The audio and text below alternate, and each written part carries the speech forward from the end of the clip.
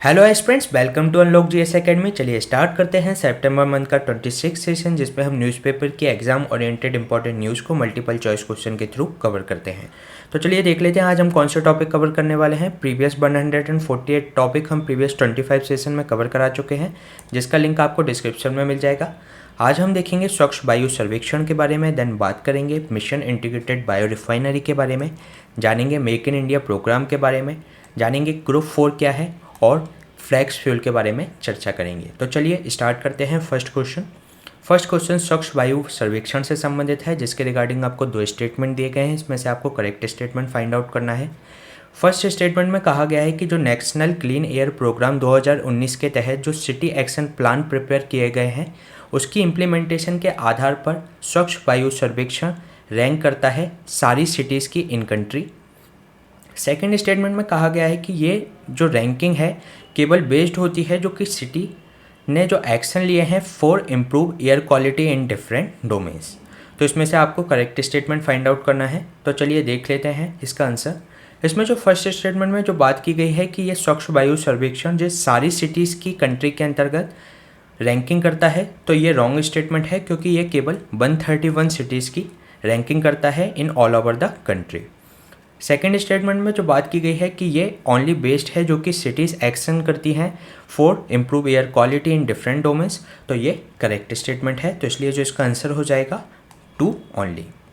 चलिए देख लेते हैं इसके बारे में। जो स्वच्छ वायु सर्वेक्षण है ये रैंक करती है 131 cities in the country for implementing जो सिटी एक्शन प्लान जो प्रिपेयर किए गए हैं नेशनल क्लीन एयर प्रोग्राम जो कि 2019 में आया था, उसके द्वारा जो प्लान प्रिपेयर किए गए हैं उनकी इम्प्लीमेंटेशन के आधार पर इसकी रैंकिंग की जाती है सिटीज़ की। और जो नेशनल क्लीन एयर प्रोग्राम ने जो लक्ष्य रखा है कि जो कि एयर पॉल्यूशन को कम करना है 40%, कब तक? 2025-26 तक। अगर इसके हम हाइलाइट्स के बारे में बात करें तो जो स्वच्छ वायु सर्वेक्षण है रैंकिंग इसकी जो बेस्ड होती है जो सिटीज़ हैं वो अपने यहाँ पर किस तरीके से एक्शन ले रही हैं for improve air quality in different domain, तो उसके आधार पर की जाती है, ना कि इस आधार पर कि एयर क्वालिटी पैरामीटर्स पर उसमें कितनी इम्प्रूवमेंट हुई है। साथ ही इसमें जो एनुअल सेल्फ असेसमेंट होता है सिटीज़ के द्वारा स्वयं का, जिसमें एक फ्रेमवर्क है प्राण पोर्टल, उसके आधार पर प्राण का फुल फॉर्म है portal for regulation of air pollution in non attainment cities. तो ये प्राण पोर्टल है ये मॉनिटरिंग करता है किसकी? जो implementation clean national clean air programme है उसकी मॉनिटरिंग ये पोर्टल के द्वारा की जाती है। इसके अंदर जो नॉन अटेनमेंट सिटीज़ हैं वह सिटीज़ हैं जो कि नक्स यानी कि national ambient air quality standards में पिछले 5 सालों में पिछड़ गए हैं, उनको नॉन अटेनमेंट सिटीज़ कहा जाता है। इसमें जो 131 सिटीज़ हैं उनको भी कैटेगराइज किया गया है उन ग्रुप में as a based on a population. जो 47 सिटीज़ हैं वो पॉपुलेशन उनकी मोर देन 10 lakhs है। जो 44 सिटीज़ हैं उनकी जो पॉपुलेशन है 3 से 10 लाख के बीच में है, और जो 40 सिटीज़ हैं उनकी जो पॉपुलेशन है 3 लाख से कम है। और इन तीनों ग्रुप में से जो भी बेस्ट परफॉर्मिंग सिटीज़ रहती हैं उनको कैश अवार्ड किया जाता है फॉर कॉम्पिटिटिव फेडरलिज्म की जो स्पिरिट है उसको प्रमोट करने के लिए। इसके अलावा नेशनल क्लीन एयर प्रोग्राम के बारे में देखते हैं। ये इसको लॉन्च किया गया था ministry of environment forest and climate change के द्वारा इन जनवरी 2019 में। ये एक तरीके का पहला एफर्ट है कंट्री के अंतर्गत जो कि एक तरीके से नेशनल फ्रेमवर्क तैयार करता है फॉर एयर क्वालिटी मैनेजमेंट के लिए इन अ टाइम बाउंड मैनर में। इसमें जो 25-26 तक का जो टारगेट दिया गया है एक टाइम बाउंड मैनर में उसको 40% रिडक्शन का टारगेट दिया गया है। इसके अलावा ये कोशिश करता है कंसंट्रेशन ऑफ जो PM10 होता है पार्टिकुलेट मैटर 10 एंड जो फाइन पार्टिकल होते हैं जो PM2.5 उसको एटलीस्ट इसको कम करना है 20% इन नेक्स्ट 5 ईयर, जो कि इसमें जो बेसलाइन ली जाएगी वो विथ 2017 से लिया जाएगा।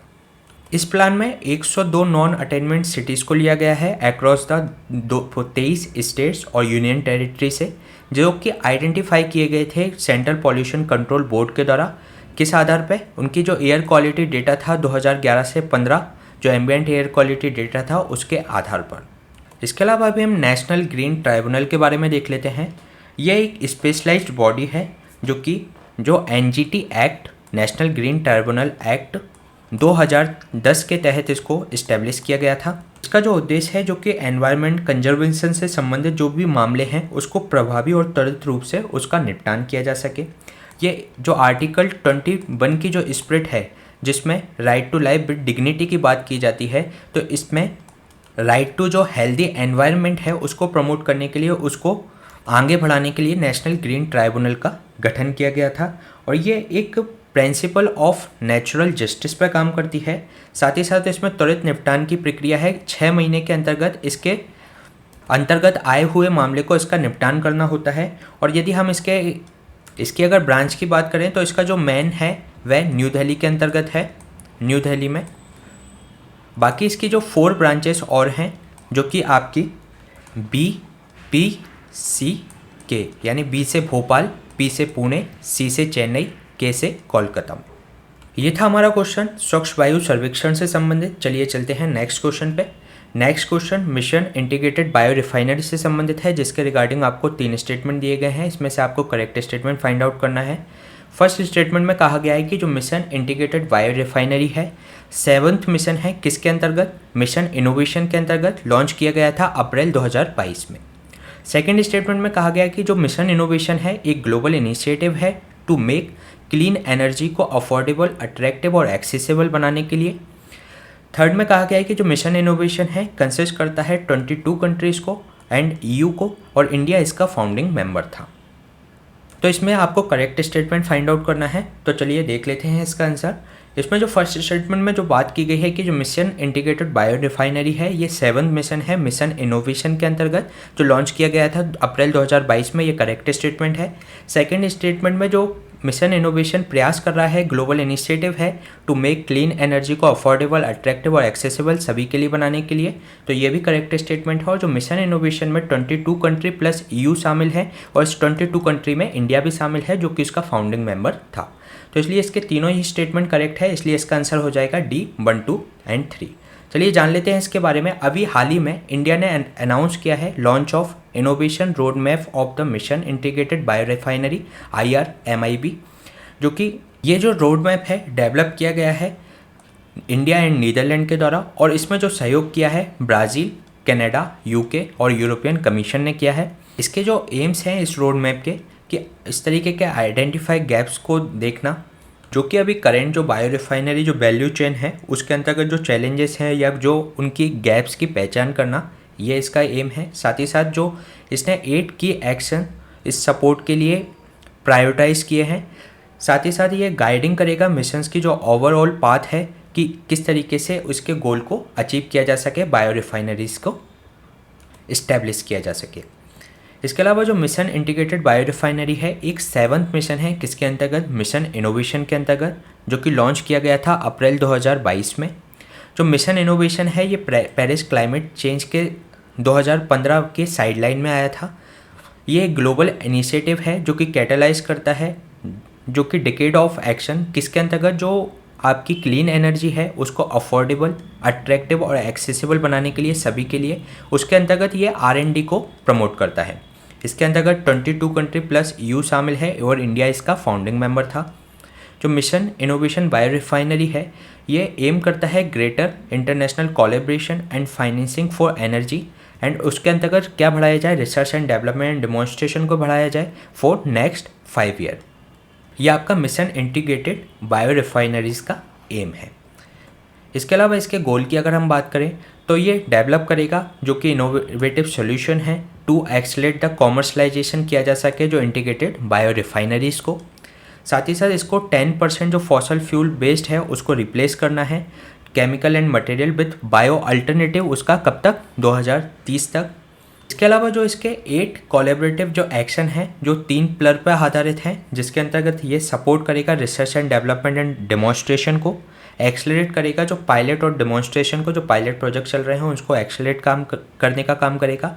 साथ ही साथ इससे संबंधित जो पॉलिसी और जो मार्केट कंडीशंस है उसको इम्प्रूव करने का ये प्रयास करेगा।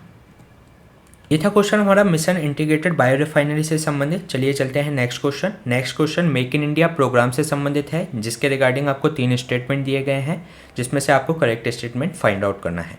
इसको लॉन्च किया गया था 2014 में और जो मेक इन इंडिया का एम है to transform the country into leading global manufacturing and investment destination के रूप में इसको स्थापित करना इंडिया को। सेकेंड स्टेटमेंट में कहा गया है कि मेक इन इंडिया है वो उसको 27 सेक्टर्स को इसने चूज़ किया है जिसके अंतर्गत केवल मैन्युफैक्चरिंग सेक्टर हैं। थर्ड स्टेटमेंट में कहा गया है कि इसका ऑब्जेक्टिव है to increase the share of the जो मैन्युफैक्चरिंग सेक्टर है उसको जीडीपी का 25% लाना, कब तक, 2022 तक। तो इसमें आपको करेक्ट स्टेटमेंट फाइंड आउट करना है। तो चलिए देख लेते हैं इसका आंसर। इसमें जो फर्स्ट स्टेटमेंट में जो बात की गई है कि लॉन्च किया गया था 2014 में, अभी हाल ही में इसको 8 वर्ष हो गए हैं इसको इम्प्लीमेंट हुए। जो मेक इन इंडिया का जो एम है कि कंट्री को लीडिंग ग्लोबल मैन्युफैक्चरिंग हब और इन्वेस्टमेंट डेस्टिनेशन के रूप में स्थापित करना।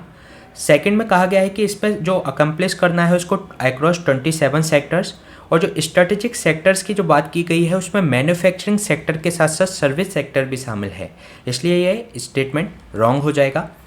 थर्ड जो स्टेटमेंट में बात की गई है कि इसका ऑब्जेक्टिव है to increase the share of the manufacturing जो सेक्टर है उससे अभी से बढ़ाकर कितना करना है, 25%, कब तक, 2022 तक। तो ये स्टेटमेंट करेक्ट है, तो इसलिए इसका जो आंसर हो जाएगा वो सी 1 and 3 ओनली। चलिए जान लेते हैं इसके बारे में। ये 2014 में लॉन्च किया गया था। इसका एम है transform the country into the leading global manufacturing और इन्वेस्टमेंट डेस्टिनेशन के रूप में उसको स्थापित करना। साथ ही साथ ये इनिशिएटिव है for open invitation to the जो पोटेंशियल इन्वेस्टर्स हैं उनके लिए, साथ ही साथ जो पार्टनर हैं अक्रॉस द वर्ल्ड, जो कि इंडिया की जो न्यू इंडिया बन रहा है उसकी जो ग्रोथ स्टोरी में है वो पार्टिसिपेट कर सकें। साथ ही साथ मेक इन इंडिया है एक सब्सटेंशियल अकम्प्लिश करना है उसको अक्रॉस 27 सेक्टर्स को उसने चूज़ किया है, और साथ ही साथ ये इंक्लूड किया है मैन्युफैक्चरिंग के साथ साथ सर्विस सेक्टर को भी। इसके जो ऑब्जेक्टिव है कि फॉरेन जो डायरेक्ट इन्वेस्टमेंट है उसको अट्रैक्ट करना फॉर न्यू इंडस्ट्रियलाइजेशन के लिए, साथ ही साथ अभी जो एग्जिस्टिंग इंडस्ट्री है उनके लिए भी। साथ ही साथ इसमें जो इंक्रीज करना मैन्युफैक्चरिंग सेक्टर की ग्रोथ को जो कि 12 से 14% पर एनम तक। जीडीपी में जो मैन्युफैक्चरिंग सेक्टर का जो अभी शेयर है 16%, उसको 25% तक ले जाना 2022 तक। साथ ही साथ इसमें 100 मिलियन एडिशनल जॉब इंक्रीज करना 2022 तक, और जो एक एक्सपोर्ट अभी हमें इंपोर्ट करना पड़ता है उससे हम प्रमोट कर सकें इसके द्वारा एक्सपोर्ट लेड ग्रोथ। इसके अलावा इसके 4 पिलर हैं जिसमें न्यू इंफ्रास्ट्रक्चर की बात की गई है, न्यू माइंडसेट की बात की गई है और न्यू सेक्टर्स की बात की गई है, साथ ही साथ न्यू प्रोसेसेस को अपनाने की बात की गई है। तो ये इसके 4 पिलर्स हैं मेक इन इंडिया प्रोग्राम के। इसके अलावा इसके आउटकम्स की अगर हम बात करें तो इसमें एफडीआई इनफ्लो देश के अंतर्गत बढ़ा है। 2021-22 की बात करें तो सबसे ज़्यादा एफडीआई इनफ्लो था कंट्री के अंतर्गत। और एक सेक्टर जैसे टॉय सेक्टर की अगर हम बात करें एग्जाम्पल के साथ, तो इसमें 70% इम्पोर्ट डिक्रीज हुआ है, जिससे कि जो लोकल मैन्युफैक्चर हैं उनको बूस्ट मिला है। इसके संबंधित जो ये इनिशिएटिव हैं जो कि मेक इन इंडिया स्कीम जो कि एक फ्लैगशिप स्कीम है उसको जो सपोर्ट करते हैं वो ये कुछ इनिशिएटिव हैं। इनके बारे में 1 by 1 देख लेते हैं। जब फर्स्ट है नेशनल सिंगल विंडो सिस्टम, ये लॉन्च हुआ था 2021 में, और ये इम्प्रूव करता है ईज ऑफ डूइंग बिजनेस है उसको। साथ ही साथ ये प्रोवाइड कराता है सिंगल डिजिटल प्लेटफॉर्म टू जो भी इन्वेस्टर हैं जिसको किसी तरीके का अप्रूवल चाहिए है या किसी तरीके का क्लियरेंस चाहिए है उसके लिए। साथ ही साथ जो एग्जिस्टिंग जो क्लियरिंग जो सिस्टम्स हैं वेरियस मिनिस्ट्री और डिपार्टमेंट्स के, उनको ये इंटीग्रेटेड करने का काम करता है। इसके अलावा गति शक्ति है जो कि एक multi modal connectivity for manufacturing zones के लिए है, जो कि डिफरेंट जो इंफ्रास्ट्रक्चर प्रोजेक्ट चल रहे हैं हमारे यहाँ पर जैसे कि सागरमाला, भारतमाला, तो उनको इंटीग्रेटेड करके उनके बीच में कोऑर्डिनेशन स्थापित करने का काम करता है गति शक्ति। साथ ही साथ 1 डिस्ट्रिक्ट 1 प्रोडक्ट है। इसका जो उद्देश्य है कि प्रमोट करना, साथ ही साथ जो प्रोडक्शन है जो कि वहाँ की स्थानिक जो प्रोडक्ट है उसको एक डिस्ट्रिक्ट का कोई भी स्थानिक प्रोडक्ट चूज़ करना, साथ ही साथ उसको प्रमोट करना, उसके प्रोडक्शन को प्रमोट करना। ये प्रोडक्ट कोई से भी हो सकते हैं, हैंडलूम हो सकते हैं, हैंडीक्राफ्ट हो सकते हैं, एग्रीकल्चर या किसी तरीके के फूड प्रोडक्ट या टेक्सटाइल प्रोडक्ट कुछ भी हो सकते हैं। साथ ही साथ एक प्रोडक्शन लिंक्ड इंसेंटिव स्कीम चल रही है। इसमें 14 सेक्टर्स को इसमें आइडेंटिफाई किया गया है। इसका जो उद्देश्य है वह एक इम्पोर्ट सब्सटीट्यूशन तैयार करना किया जा सके, जिससे किसके द्वारा कि इंसेंटिवाइज करें हम डोमेस्टिक मैन्युफैक्चर को।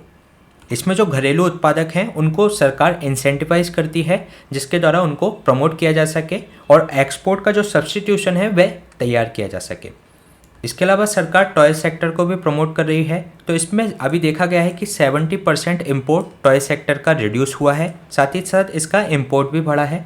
जो एक स्कीम है फॉर बिल्डिंग सेमीकंडक्टर इकोसिस्टम तैयार करना इंडिया के अंतर्गत, ये एक $10 बिलियन US$ की एक इंसेंटिवाइज स्कीम है, जिसके अंतर्गत देश के अंतर्गत एक सेमीकंडक्टर इकोसिस्टम को तैयार किया जा सकेगा। तो ये था हमारा क्वेश्चन मेक इन इंडिया से संबंधित। चलिए चलते हैं next question. Next question group 4 से संबंधित है, जिसके रिगार्डिंग आपको 2 स्टेटमेंट दिए गए हैं। इसमें से आपको करेक्ट स्टेटमेंट फाइंड आउट करना है। फर्स्ट स्टेटमेंट में कहा गया है कि G4 है वो कंसिस्ट करता है India, Brazil, Japan and France को। सेकेंड स्टेटमेंट में कहा गया है कि G4 है ग्रुप ऑफ कंट्री है जो कि कोशिश करता है मेंबरशिप इन OECD। तो इसमें आपको करेक्ट स्टेटमेंट फाइंड आउट करना है। तो चलिए देख लेते हैं इसका आंसर। इसमें जो फर्स्ट स्टेटमेंट में बात की गई है कि G4 कंसिस्ट करता है इंडिया, ब्राज़ील, जापान, फ्रांस नहीं, ये जर्मनी को करता है, जर्मनी।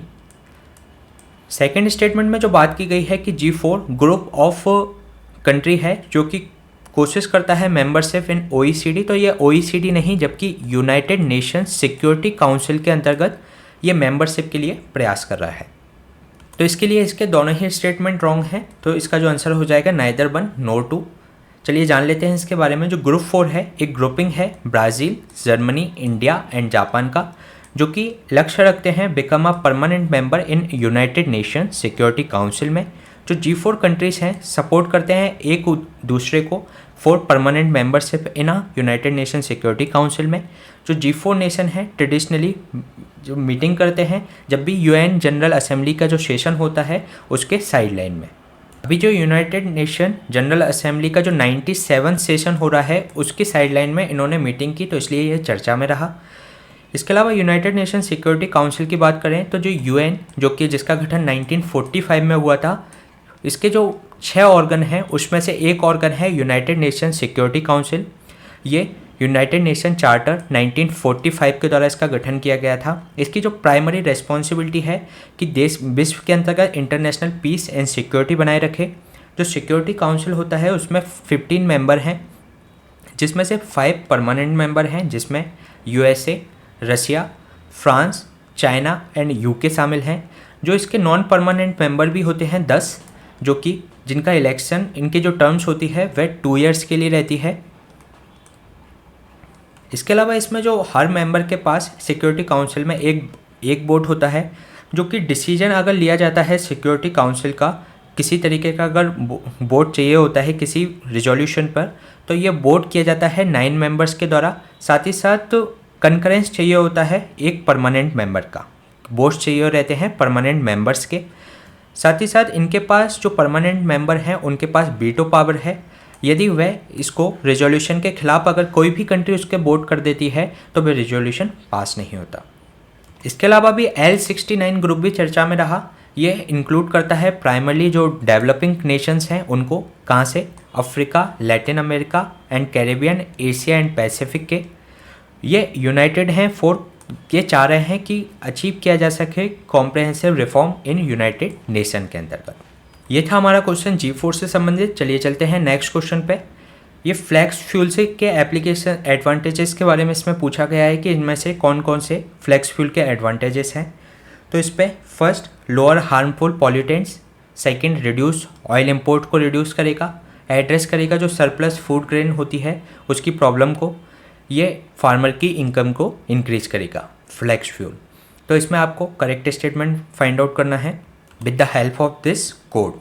तो इसमें अगर हम देख लें इसके एडवांटेजेस के बारे में, तो इसके जो चारों ही हैं, लोअर हार्मफुल पॉल्यूटेंट्स करेगा अगर फ्लैक्स फ्यूल यूज करेंगे, ऑयल इंपोर्ट्स का सब्सटीट्यूशन मिल जाएगा, एड्रेस करेगा जो सरप्लस जो फूड ग्रेन्स होते हैं उसका सब्सटीट्यूशन मिल जाएगा, उसको उस प्रॉब्लम को एड्रेस करेगा, साथ ही साथ फार्मर्स की इनकम को भी इंक्रीज करेगा। तो इसमें जो चारों ही हैं वह इसके एडवांटेजेस हैं। तो इसका जो आंसर हो जाएगा D 1 2 3 4 ऑल। चलिए देख लेते हैं इसके बारे में। अभी रिसेंट में टोयोटा ने एक लॉन्च की है इंडिया की फर्स्ट फ्लैक्स फ्यूल कार, जिसका गोल है कि रिड्यूस करना जो कंट्री का रिलायंस है फॉसिल फ्यूल्स पर उसको। अगर हम फ्लेक्सिबल फ्यूल व्हीकल्स की अगर हम बात करें तो एक इंटरनल कंबशन आईसी इंजन्स होते हैं जो कि कैपेबल होते हैं गैसोलीन के साथ साथ जो गैसोलीन प्लस इथेनॉल ब्लेंडेड जो होता है उसके 83% तक इथेनॉल उसमें ब्लेंडेड की जाए उस पर वह काम कर सके।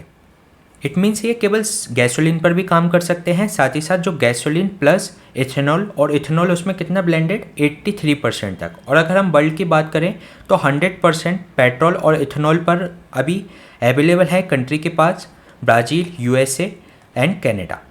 जो फ्लेक्सिबल जो फ्यूल व्हीकल्स होते हैं उसमें केवल एक वन फ्यूल सिस्टम अलग होता है, बाकी जो उसके जो सारे कंपोनेंट हैं वो एक जो कन्वेंशनल पेट्रोल कार होती है उसी की तरह होते हैं।